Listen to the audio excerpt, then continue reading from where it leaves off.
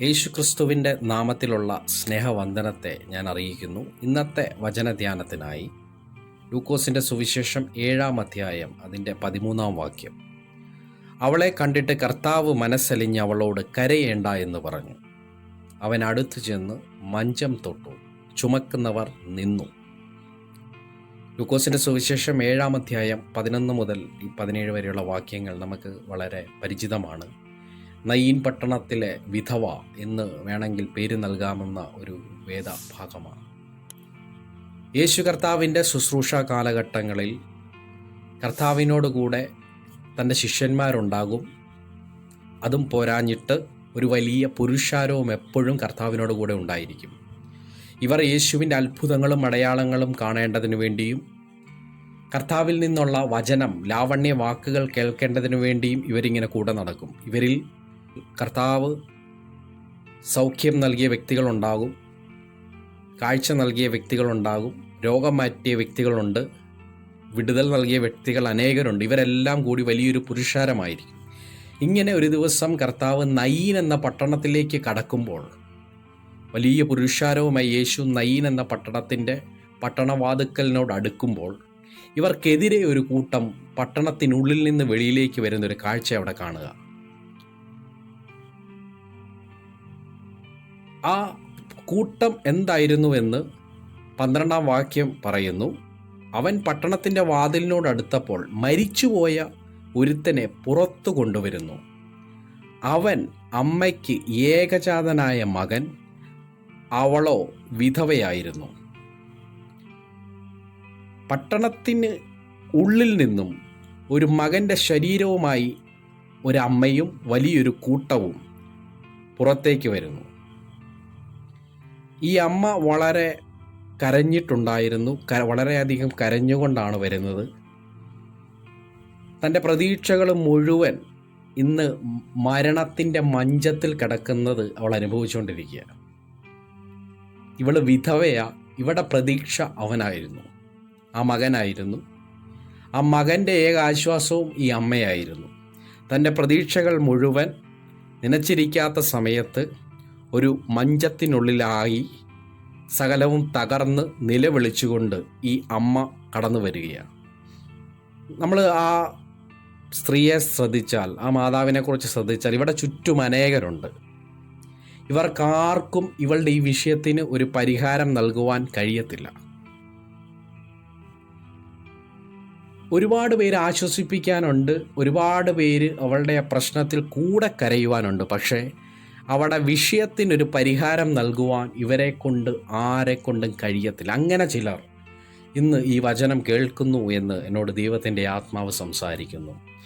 വലിയ വിഷയങ്ങളുമായി ദൈവസന്നിധിയിലിരിക്കുന്നു. നിങ്ങളുടെ വിഷയത്തിന് പരിഹാരം നൽകുവാൻ ആരെക്കൊണ്ടും കഴിയാത്തൊരവസ്ഥ മൂലം ഉള്ളിൽ നുറുങ്ങി ഞരങ്ങി കരഞ്ഞുകൊണ്ടിരിക്കുന്ന അനേകർ, ഞാൻ ആത്മാവിൽ ഒന്ന് വിളിച്ചു പറയാം, നിങ്ങളുടെ വിഷയത്തിൻ്റെ പരിഹാരകനായ കർത്താവ് ഇന്ന് നിങ്ങളുടെ അടുത്ത് വരുന്നു. നയീൻ എന്ന വാക്കിൻ്റെ അർത്ഥം തന്നെ സൗന്ദര്യ മനോഹരമെന്നാണ്. പട്ടണത്തിൻ്റെ പേര് മനോഹരമായ പട്ടണം, വളരെ സൗന്ദര്യമുള്ള പട്ടണം എന്നാണ്. പക്ഷേ അവിടുത്തെ അവസ്ഥ നേരെ വിപരീതമാണ്. മരണകരമായ അവസ്ഥയാണ് ഇന്ന് ആ പട്ടണത്തിൽ നിൽക്കുന്നത്. ചില കുടുംബങ്ങളെയും കർത്താവിനെ കാണിക്കുന്നു. വളരെ മനോഹരമായ പേരുകൾ, ബൈബിൾ പേരുകളൊക്കെയാണ് വീടിനിട്ടിരിക്കുന്നത്. പക്ഷെ ഉള്ളിലെ അവസ്ഥ മരണകരമാണ്. ആരും സഹായിക്കാനില്ല. ഒരുപാട് പേരുണ്ട്, ഒരുപാട് വ്യക്തികൾ കൂടെയുണ്ട്, പക്ഷേ ആരും സഹായിക്കാനില്ല. എന്നാൽ അങ്ങനെയുള്ള അവളെ അതിൻ്റെ 13-ാം വാക്യത്തിൻ്റെ പ്രാരംഭത്തിൽ നമുക്ക് കാണാം. അവളെ കണ്ടിട്ടു കർത്താവ് മനസ്സലിഞ്ഞ് അവളോട്, അതായത് യേശു അവളെ കാണുന്നു. ആരും സഹായിപ്പാനില്ലാതെ കരഞ്ഞ് നിലവിളിക്കുന്ന അവളെ യേശു അവളെ കാണുന്നു. ഇവിടെ ഒരു കൂട്ടിമുട്ടൽ നടക്കുകയാണ്. അത് ഇരുളും വെളിച്ചവും തമ്മിലുള്ളൊരു കൂട്ടിമുട്ടലാണ്. അവളുടെ ഭവനത്തിനുള്ളിലുള്ള ഇരുളും വെളിച്ചമാകുന്ന കർത്താവും തമ്മിലൊരു കൂട്ടിമുട്ടൽ. വചനം പറയുന്നു, ഇരുളോ വെളിച്ചത്തെ കീഴടക്കിയില്ല. ഇവിടെ മരണവും ജീവനും തമ്മിൽ ഒരു കൂട്ടിമുട്ടൽ നടക്കുക. അവിടെ ഭവനത്തിൽ നിൽക്കുന്ന മരണവും വഴിയും സത്യവും ജീവനുമായവൻ തമ്മിലുള്ളൊരു കൂട്ടിമുട്ടൽ. യേശു അവളെ കണ്ടു, മനസ്സലിഞ്ഞു. കരയേണ്ട എന്ന് അവളോട് പറഞ്ഞു. യേശു പറയുകയാണ് അവളോട്, കരയണ്ട. നിന്റെ ഈ കരച്ചലിൻ്റെ വിഷയത്തിൻ്റെ പരിഹാരം ഞാൻ വരുത്തുവാൻ പോകുന്നു എന്നാണ് അതിൻ്റെ അർത്ഥം. നീ കരയണ്ട. ആരും അറിയാതെ നിന്റെ രാത്രികാലങ്ങളിൽ തലയണയെ നനയ്ക്കുന്ന നിന്റെ വേദനയെ യേശു കർത്താവ് മാറ്റുന്നു. നീ കരയണ്ട. അവൻ അടുത്തു ചെന്നു മഞ്ചം തൊട്ടു. യേശു അടുത്തു ചെന്നു മഞ്ചം തൊട്ടു എന്ന് വെച്ചാൽ തൻ്റെ വിരലുകളാൽ. എന്തുകൊണ്ടാ തൊട്ടു എന്നെഴുതിയേ? തൻ്റെ വിരലുകളാൽ ആ മകനെ കിടത്തിയിരുന്ന ശവമഞ്ചത്തിൽ കർത്താവ് തൊട്ടു. നമ്മൾ കഴിഞ്ഞ ദിനങ്ങളിൽ ചിന്തിച്ചിരുന്നു, പാപിയെന്ന് മുദ്രകുത്തി കല്ലെറിഞ്ഞ് കൊല്ലുവാൻ വിധി എഴുതിയ പരീശന്മാരുടെയും ശാസ്ത്രിമാരുടെയും നടുവിൽ നിന്നുകൊണ്ട് കർത്താവ് തൻ്റെ വിരലുകൊണ്ട് നിലത്തെഴുതിക്കൊണ്ടിരുന്നു.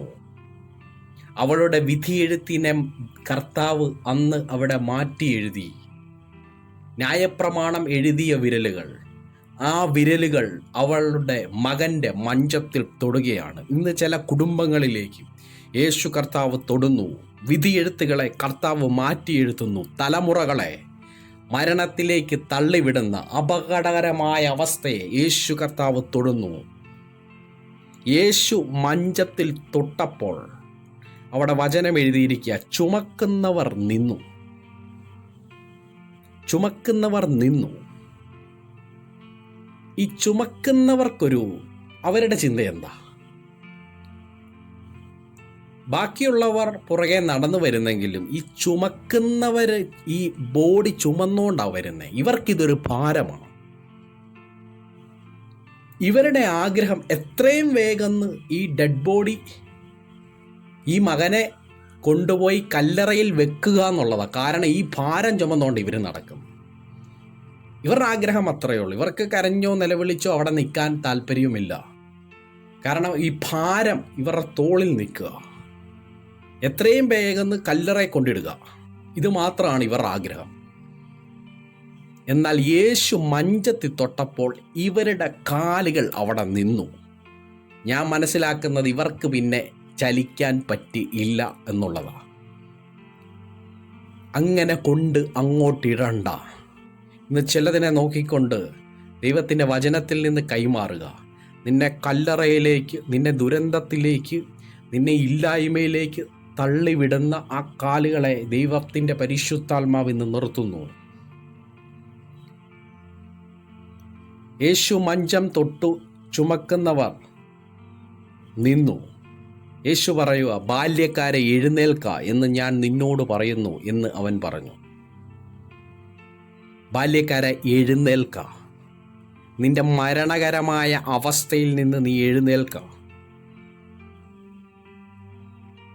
മരണത്തിൽ നിന്നുള്ള നിന്റെ വിടുതൽ പ്രാപിച്ചെടുക്കുക. എഴുന്നേൽക്ക. അമ്മയുടെ ഏകജാതനായ പുത്രനോട് പിതാവിൻ്റെ ഏകജാതനായ പുത്രൻ കൽപ്പിക്കുക, ബാല്യക്കാര എഴുന്നേൽക്ക. നിന്റെ സമയമായിട്ടില്ല. ശത്രു നിന്നെ അതിനു മുമ്പേ തള്ളിയിട്ട അവസ്ഥയിൽ നിന്ന് നീ എഴുന്നേൽക്ക. കാണാം, മരിച്ചവൻ എഴുന്നേറ്റിരുന്ന് സംസാരിക്കുവാൻ തുടങ്ങി. ഇനി ഒരിക്കലും ചലിക്കില്ല എന്ന് കരുതിയ നാവ് വീണ്ടും സംസാരിക്കുവാൻ തുടങ്ങി. ഇനി ഒരിക്കലും ജീവൻ വെക്കില്ല എന്ന് കരുതിയ ശരീരത്തിൻ്റെ മേൽ എഴുന്നേൽക്ക എന്ന വാക്കിനാൽ വീണ്ടും ചലിക്കുവാൻ തുടങ്ങി. മഞ്ചത്തിനുള്ളിലിരുന്ന്, സ്തോത്രം. മഞ്ചം ഡെഡ് ബോഡി കൊണ്ടുപോകേണ്ടതിന് വേണ്ടി ഉണ്ടാക്കിയതാണെങ്കിൽ ഇന്ന് വരെ ഒരു മഞ്ചത്തിനകത്തേക്കും ജീവൻ കടന്നിട്ടില്ല. എന്നാൽ യേശുവിൻ്റെ എഴുന്നേൽക്ക എന്നുള്ള വചനം പറഞ്ഞപ്പോൾ, വാക്ക് പറഞ്ഞപ്പോൾ മഞ്ചത്തിനുള്ളിലേക്ക് ജീവൻ വന്നു. ചില ഭവനങ്ങളിലുള്ളിലേക്ക് ജീവൻ വ്യാപരിക്കുന്നു. മരണം പ്രതീക്ഷിച്ചും ഒരു മഞ്ചത്തിൻ്റെ അവസ്ഥ പോലെ ഇരിക്കുന്ന ചില ഭവനങ്ങളിലേക്ക് ജീവൻ വ്യാപരിക്കുന്നു. എഴുന്നേൽക്ക, എഴുന്നേൽക്ക. മരിച്ചവൻ എഴുന്നേറ്റിരുന്ന് സംസാരിക്കുവാൻ തുടങ്ങി. അടുത്ത വചനം എഴുതിയിരിക്കുക, അവൻ അവനെ അമ്മയ്ക്ക് ഏൽപ്പിച്ചു കൊടുത്തു.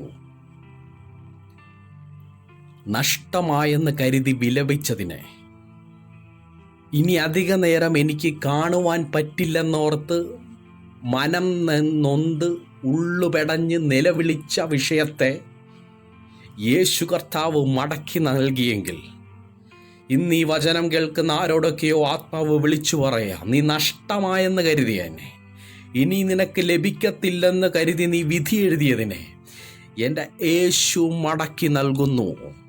ഈ വചനം അതിന് സാക്ഷി നിൽക്കുന്നു. ദൈവത്തിൻ്റെ പരിശുദ്ധാത്മാവ് അതിന് സാക്ഷി നിൽക്കുന്നു. നീ നഷ്ടമായെന്ന് വിധി എഴുതി നിൻ്റെ കയ്യിൽ വിധിയെഴുത്തായി നിൽക്കുന്ന ചില റിപ്പോർട്ടുകളെ എൻ്റെ കർത്താവ് മാറ്റി എഴുതുന്നു, തിരികെ ഏൽപ്പിക്കുന്നു. അമ്മയ്ക്ക് അവൻ അവനെ അമ്മയ്ക്ക് ഏൽപ്പിച്ചു കൊടുത്തു, തിരികെ ഏൽപ്പിച്ചു കൊടുത്തു. നഷ്ടമായെന്ന് കരുതി നിങ്ങളുടെ ആരോഗ്യം, കുടുംബത്തിൻ്റെ സന്തോഷങ്ങൾ, ചില വിധി നിർണയങ്ങളെ യേശു കർത്താവ് മടക്കി നൽകുന്നു. കണ്ണുകളെ അടയ്ക്കാം, ദൈവസന്നിധിയിൽ ഹൃദയങ്ങളെ ഏകാഗ്രമാക്കാം. കർത്താവേ, നയീൻ എന്ന മനോഹരമായ പട്ടണത്തിൽ നിഴലിച്ചു നിന്ന മരണത്തെ അങ്ങയുടെ പ്രസൻസ് കൊണ്ട്, അങ്ങയുടെ തൊടിയിൽ കൊണ്ട്, അങ്ങയുടെ വചനം കൊണ്ട് കർത്താവെ അവിടുത്തെ മരണകരമായ അവസ്ഥയെ മാറ്റം വരുത്തിയെങ്കിൽ ഇന്ന് ഈ വചനത്തിൻ്റെ വെളിപ്പാടിൽ നിന്നുകൊണ്ട്, ഈ വചനധ്യാനത്തിൽ നിന്നുകൊണ്ട് ഇത് കേൾക്കുന്ന ഓരോ വ്യക്തികൾക്ക് മേലും ഞാൻ ഈ വചനത്തെ കർത്താവിൻ്റെ നാമത്തിൽ കൈമാറി പ്രാർത്ഥിക്കുന്നു. എഴുന്നേൽക്ക, ആ അവസ്ഥയിൽ നിന്ന് എഴുന്നേൽക്ക. നിന്റെ കരച്ചിലിൻ്റെ, നിലവിളിയുടെ, വേദനയുടെ, മഞ്ചത്തിൻ്റെ അവസ്ഥയിൽ നിന്നും എഴുന്നേൽക്ക. കർത്താവ് വിളിക്കുന്നു, എഴുന്നേൽക്ക. നഷ്ടമായി പോയതിനെ അവൻ കയ്യിൽ മടക്കി നൽകുന്ന ദൈവമാണല്ലോ. കർത്താവ് ഈ ജനത്തെ അനുഗ്രഹിച്ച് പ്രാർത്ഥിക്കുന്നു. ഈ ദിവസങ്ങളിൽ തന്നെ നഷ്ടമായെന്ന് കരുതിയതിനെ അവരുടെ കയ്യിൽ മടങ്ങി വന്ന് യേശുവിനെ മഹത്വപ്പെടുത്തത്തക്ക നിലയിൽ ഒരു അത്ഭുതകരമായ പ്രവൃത്തി എൻ്റെ സ്വർഗത്തിലെ ദൈവം ചെയ്യുന്നതിനായി നന്ദി. യേശുവിൻ്റെ കരങ്ങളിൽ ഏൽപ്പിച്ച് അനുഗ്രഹിച്ച് പ്രാർത്ഥിക്കുന്നു. അങ്ങ് പ്രാർത്ഥന കേട്ടതിനായി നന്ദി അപ്പാ. യേശുവിൻ്റെ അധികാരമുള്ള നാമത്തിൽ തന്നെ ആമേൻ.